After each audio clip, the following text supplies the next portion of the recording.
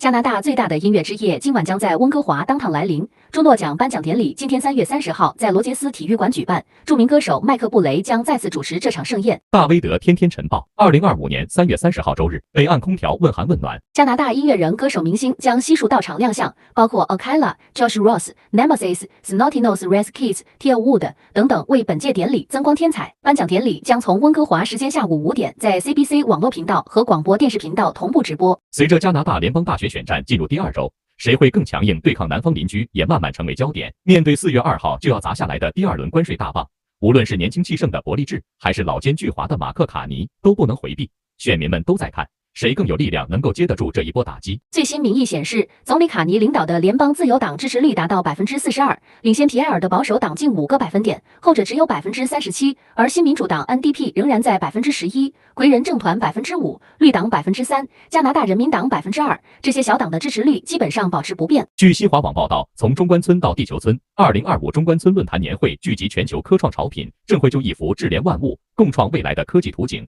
未来已不再是时间的远方，越来越多的黑科技正撕掉未来标签。社团简讯：北岸空调专业提供西北温地区空调热泵供暖及管道工程服务、检修服务、维护安装，免费上门评估。炎炎夏日的温哥华如何度过？今天就提前预约，计划清凉解决方案了。电话236-863-7766或者电邮咨询详情。大威德天天晨报由大威德登山队社团和德国 PM 全校营养素 Niki 团队特别支持播出。